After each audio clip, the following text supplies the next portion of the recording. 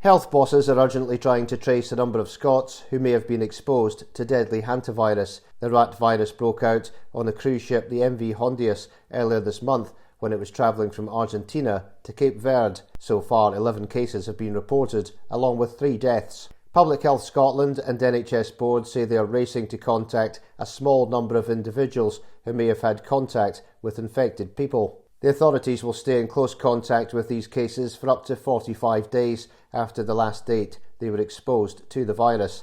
Public Health Scotland say they haven't yet been informed of any confirmed cases of the killer illness in Scotland. The warnings come a day after 6 Brits who were on the cursed cruise ship left hospital in Liverpool to continue isolating at home. The passengers were among 20 individuals taken to Arrow Park Hospital on the Wirral for checks. The rest of the hospitalised individuals remain asymptomatic, according to officials. The number of people linked to the virus in Britain is set to grow even higher, as 10 people from the South Atlantic islands are also being brought to the UK. The UK Health Security Agency said officials who are believed to be from the UK overseas territories of St Helena and Ascension will complete their self-isolation in the UK as a precautionary measure. Professor Robin May, Chief Scientific Officer at the UK HSA, said, "Our teams are working closely with the FCDO and colleagues and leaders on the Ascension Island to repatriate British nationals who are currently isolating on the island." He added, "Once again, I must commend those who have cooperated so selflessly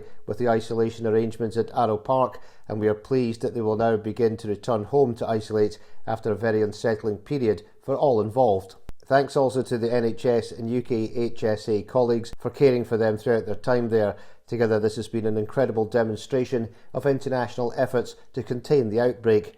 Our priority remains to ensure everyone is safe and well supported wherever they complete their isolation, and our teams will continue to work closely with all of those affected by this outbreak.